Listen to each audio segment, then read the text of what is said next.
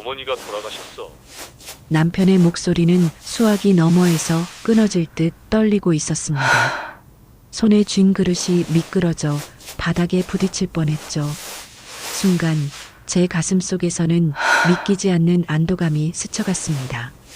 이제 끝났구나. 20년 원망의 시간. 시어머니가 돌아가셨다는 남편의 전화를 받았을 때 나는 설거지를 하고 있었습니다. 찬물에 적신 손이 더욱 차갑게 느껴졌습니다. 오전 10시 평범한 화요일 아침이었습니다. 남편은 벌써 7시에 출근했고 대학생 아들 준혁이는 아직 2층에서 잠들어 있었습니다. 나는 늘 그렇듯 혼자 집안일을 하며 하루를 시작하고 있었습니다. 어젯밤 설거지를 미뤄뒀던 그릇들이 싱크대에 쌓여 있었습니다. 오늘은 뭘 해먹을까 생각하며 찬물에 손을 담그고 있는데 갑자기 휴대폰이 울렸습니다. 남편이었습니다. 이 시간에 전화하는 것은 처음이었습니다. 여보, 어머니가. 성우의 목소리는 떨리고 있었습니다. 평소 차분한 남편이 이렇게 당황하는 것을 본 적이 없었습니다. 갑작스러운 심장마비로 시어머니 박순옥 씨가 세상을 떠나셨다는 소식이었습니다. 78세. 어제까지도 건강해 보이셨는데 어제 저녁에도 성우에게 전화해서 미경이는 밥 잘 챙겨 먹고 있냐고 물으셨다고 합니다.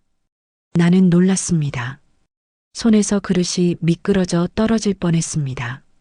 하지만 솔직히 말하면 마음 한구석에서는 이제 그분과의 힘든 시간이 끝났구나 하는 복잡한 감정도 느껴졌습니다.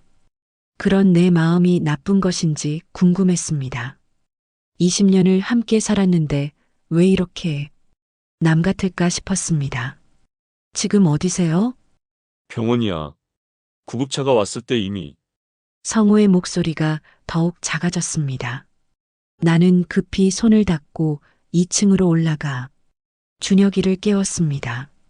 준혁아, 할머니가 돌아가셨어. 잠결에 들은 준혁이도 깜짝 놀라며 일어났습니다. 뭐라고요? 할머니가? 거울 앞에서 검은 옷을 고르면서 문득 시어머니와의 마지막 만남이 떠올랐습니다. 지난달 성우 생일날 온 가족이 모여 식사를 했는데 시어머니와 나는 서로 차갑게 인사만 나눴습니다. 안녕히 가세요라고 말했을 때 시어머니도 그냥 고개만 끄덕이셨습니다. 그게 마지막 대화였습니다. 왜 그때 좀 더 따뜻하게 대하지 못했을까 하는 생각이 들었습니다. 검은 원피스를 입으며 거울 속 내 모습을 봤습니다. 피곤해 보였습니다. 20년을 함께 살면서도 시어머니 앞에서는 항상 긴장했습니다.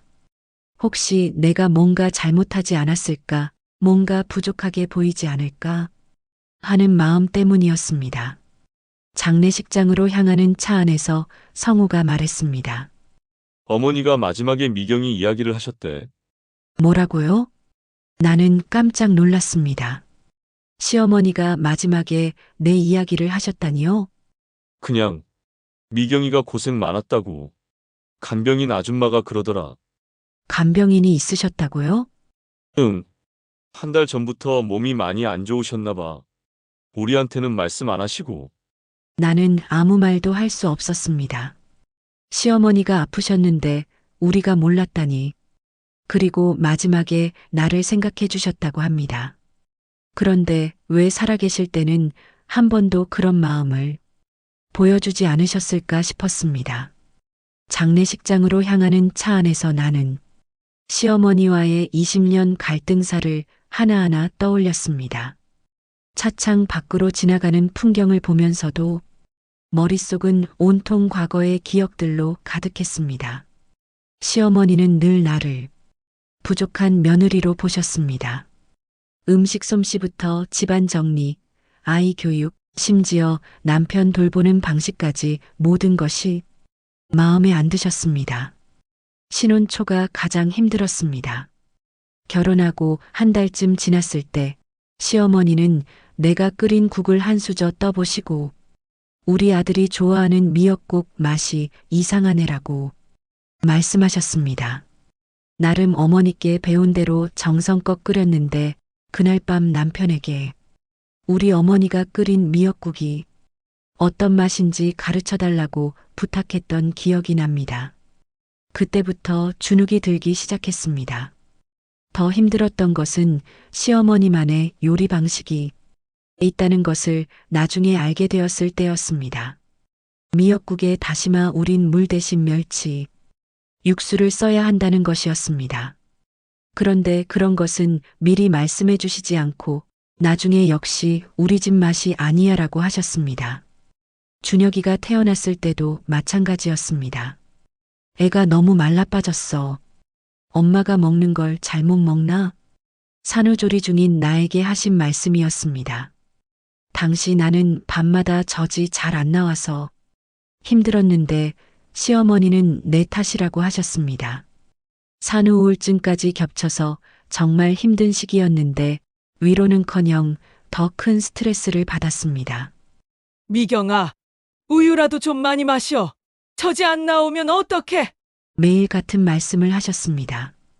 나도 우유를 하루 3잔씩 마시고 있었는데 시어머니는 그런 것은 보지 못하시는 것 같았습니다.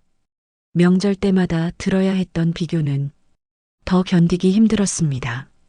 다른 집 며느리들은 어찌저리 잘하는데 김치도 맛있게 담그고 전도 예쁘게 부치고 특히 큰 집 며느리와 비교당할 때가 가장 서러웠습니다. 나도 나름 열심히 했는데 항상 다른 집 며느리가 기준이었습니다. 작년 추석이 가장 심했습니다. 친척들이 모인 자리에서 20년을 살아도 우리 집 며느리가 된 것 같지 않다고 하셨습니다. 그때 나는 정말 울고 싶었지만 꾹 참고 설거지하러 부엌으로 들어갔습니다. 부엌에서 혼자 울면서 내가 뭘 잘못했을까 하고 생각했습니다. 처음엔 정말 잘해드리려고 했습니다. 결혼 전에 어머니가 어떤 분이신지 물어봤을 때 남편은 좋은 분이야. 걱정하지 마라고 했습니다. 그래서 나도 기대했습니다. 시어머니가 좋아하실 만한 음식도 배우고 집안 정리도 시어머니 방식에 맞추려고 노력했습니다. 하지만 시간이 갈수록 서로 마음의 문을 닫아버렸습니다. 나도 더 이상 노력하지 않았고 시어머니도 나를 인정해 주시지 않았습니다. 어느 순간부터는 서로 필요한 말만 하는 사이가 되어버렸습니다. 여보, 도착했어. 남편의 목소리에 현실로 돌아왔습니다. 장례식장 앞이었습니다. 천국 장례식장이라고 쓰인 간판이 보였습니다. 이제 정말 시어머니와의 20년 세월이 끝나는구나 하는 생각이 들었습니다. 그런데 왜 이렇게 허전할까요? 미안함과 안도감이 동시에 밀려왔습니다. 장례식장에서 나는 더욱 큰 외로움을 느꼈습니다. 친척들과 조문객들은 시어머니를 추모하며 정말 좋은 분이셨는데 라고 말씀하셨지만 나만은 그 슬픔에 동참할 수 없었습니다. 장례식장 안은 하얀 국화꽃으로 가득했습니다. 시어머니의 영정사진이 제단 위에 놓여 있었는데 사진 속 시어머니는 환하게 웃고 계셨습니다. 그 미소를 보니 가슴이 먹먹했습니다. 나를 보실 때는 한 번도 그렇게 웃어주시지 않았는데 말입니다. 며느리 고생 많았지? 친척 어르신들이 나를 보며 위로의 말을 건넸습니다. 하지만 그 말을 들을 때마다 죄책감을 느꼈습니다. 정말 고생했을까?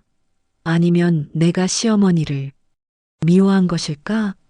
주변 사람들이 보기엔 내가 효부처럼 보였을 텐데 정작 나는 시어머니와 마음이 통한 적이 거의 없었습니다. 특히 시누이 성미가 한 말이 계속 마음에 걸렸습니다.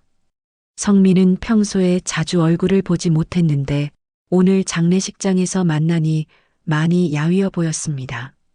언니, 어머니가 얼마나 언니 걱정 많이 하셨는데 항상 미경이가 너무 힘들어하는 것 같다고 하셨어요. 그런 말씀을 하셨다고요? 그런데 왜 저한테는 한 번도 내 목소리가 떨렸습니다. 시어머니가 나를 걱정하셨다고요? 그렇다면 왜 나에게는 차갑기만 하셨을까요? 왜 항상 부족한 며느리라고만 하셨을까요? 어머니는 표현을 잘 못하시는 분이었어요. 저한테도 그러셨거든요. 마음은 있으시면서도 말로는 잘 안 하셨어요. 성미의 말을 들으니 더 혼란스러웠습니다. 그럼 시어머니가 나한테 하신 그 모든 말들은 무엇이었을까요? 영정 앞에 앉아 있는 시어머니 사진을 보니 참 많은 생각이 들었습니다. 조문객들이 와서 절을 하고 가면서 고인이 정말 인자하셨다. 항상 웃음을 잃지 않으셨다고 말했습니다. 나는 과연 그런 시어머니를 알고 있었을까요? 오후 시간이 되자 조문객들이 줄을 이어왔습니다. 성우의 직장 동료들, 우리 동네 아는 분들, 준혁이 친구들의 부모님들까지 모두들 좋은 할머니셨는데 라고 말씀하셨습니다. 어머니가 항상 며느리 자랑을 하셨어요. 동네 아줌마 한 분이 나에게 그렇게 말했습니다. 미경이가 참 착하고 정이 많다고 속도 깊다고 하셨어요. 나는 깜짝 놀랐습니다. 시어머니가 나를 자랑하셨다고요? 그런데 정작 나에게는 왜 그런 마음을 보여주지 않으셨을까요? 그날 밤 집에 돌아와서도 잠이 오지 않았습니다. 시어머니의 영정 사진을 보면서도 조문객들의 말을 생각해봐도 나는 여전히 시어머니를 이해할 수 없었습니다. 나는 결심했습니다. 시어머니의 진짜 마음이 무엇이었는지, 그리고 내가 정말 나쁜 며느리였는지 알아보겠다고 더 이상 이 의문을 품고 살 수 없었습니다. 준혁이가 2층에서 내려와 말했습니다. 엄마 괜찮아요? 응, 괜찮아. 할머니가 엄마 걱정 많이 하셨던 것 같은데 그 말에 나는 또 놀랐습니다. 시어머니가 준혁이에게까지 나를 걱정하셨다고 하니 믿기 어려웠습니다. 장례식 이후 시어머니 집을 정리하게 되었습니다. 예상 외로 시누이 성미가 적극적으로 도와주었습니다. 언니, 사실 저도 어머니와 많이 부딪혔어요. 결혼하고 나서는 더더욱. 성미가 갑자기 고백했습니다. 나는 깜짝 놀랐습니다. 성미도 시어머니에게 힘들었던 점이 있었구나 싶었습니다. 어머니는 저한테도 까칠하셨어요. 시집간 딸이 친정에만 매달려 있으면 어떡하냐 하면서 늘 타박하셨거든요. 명절에 친정 오는 것도 눈치 보게 하시고. 성미의 말을 들으니 시어머니가 힘들어하신 것은 나만이 아니었다는 생각이 들었습니다. 20년 동안 나만 시어머니에게 미움받는다고 생각했는데 아니었습니다. 성미와 함께 시어머니 방을 정리하면서 처음으로 마음이 통하는 느낌을 받았습니다. 20년 동안 서로 어색했던 고부지간이었는데 이제야 진짜 가족 같은 느낌이었습니다. 언니, 어머니 옷장 뒤쪽에 뭔가 있는 것 같은데. 성미가 갑자기 말했습니다. 우리는 함께 무거운 장롱을 옮겨보았습니다. 그 뒤쪽에는 정말로 뭔가 숨겨져 있었습니다. 옷장 뒤쪽에서 곱게 포장된 보따리를 발견했습니다. 나는 조심스럽게 포장을 풀어보았습니다. 그 안에는 아름다운 조각보가 들어 있었습니다. 어머, 이건... 조각보에는 며느리 미경이라고 정성스럽게 수놓여 있었습니다. 한글과 한자로 번갈아가며 실로 하나하나 수놓은 글씨였습니다. 조각보 한 귀퉁이에는 작은 쪽지가 실로 묶여 있었습니다. 나는 떨리는 손으로 쪽지를 펼쳤습니다. 미경아, 20년을 함께 살면서 한 번도 제대로 고마웠다고 말하지 못했구나. 너는 정말 좋은 며느리였어. 내가 표현을 못해서 그렇지. 이 조각보는 내가 우리 집에 온 첫 해부터 만들기 시작했다. 한 땀 한 땀 수놓으면서 너를 위한 마음을 담았단다. 미안하다. 사랑한다. 시어머니가. 나는 그 자리에서 주저앉았습니다. 20년간 느꼈던 서운함, 억울함, 외로움이 한꺼번에 터져나왔습니다. 시어머니가 나를 사랑하고 계셨다고요? 이 조각보를 20년 동안이나 만들고 계셨다고요? 언니, 성미도 울고 있었습니다. 우리는 아무 말 없이 서로 안았습니다. 조각보를 더 자세히 살펴보니 단순한 조각보가 아니었습니다. 내가 좋아하는 색깔, 패턴을 완벽하게 반영해서 만들어진 것이었습니다. 연보라색과 푸른빛을 주로 사용했는데 이 색깔들은 내가 가장 좋아하는 색이었습니다. 언니, 어머니가 언니 좋아하는 색깔이 뭔지, 어떤 옷을 즐겨 입는지 항상 관찰하고 계셨던 것 같아요. 성미의 말이 맞았습니다. 더 충격적인 것은 조각보와 함께 있던 작은 노트였습니다. 그 안에는 나에 대한 관찰 일지가 빼곡히 적혀 있었습니다. 미경이가 요즘 피곤해 보인다. 준혁이 학원비 때문에 걱정이 많은 것 같다.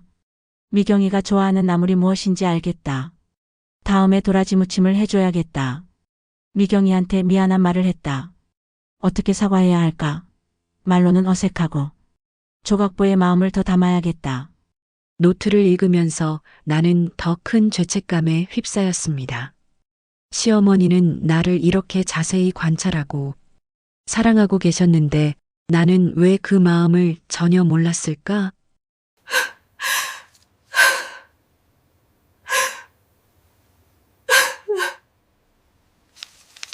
왜 더 잘해드리지 못했을까? 가장 가슴 아픈 것은 작년 추석 이후 쓰신 글이었습니다. 미경이가 많이 상처받은 것 같다. 내가 너무 심한 말을 했나? 이제는 어떻게 다가가야 할지 모르겠다.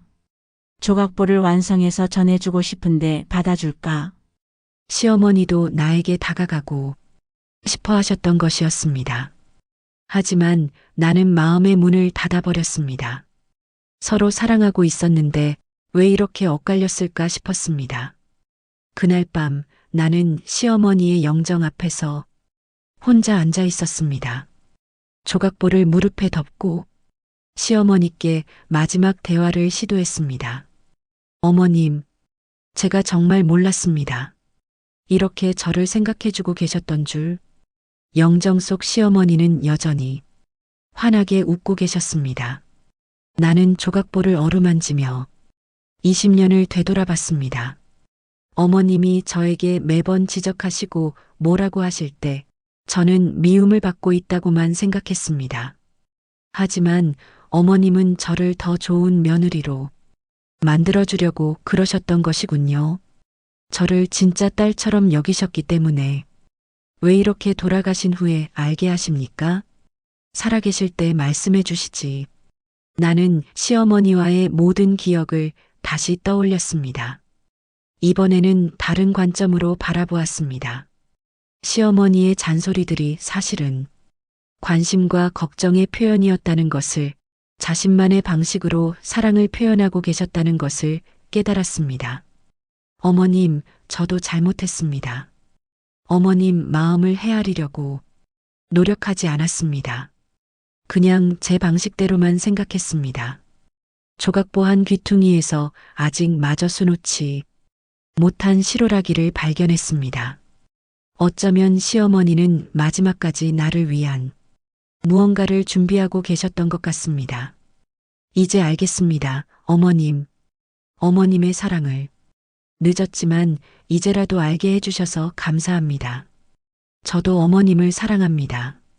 며칠 후 나는 조각보를 들고 남편 성우와 아들 준혁 앞에 앉았습니다. 할머니가 엄마한테 이런 걸 만들어 두셨다고? 준혁이가 놀라며 물었습니다. 응. 20년 동안이나 나는 가족들에게 시어머니의 진짜 마음을 전했습니다.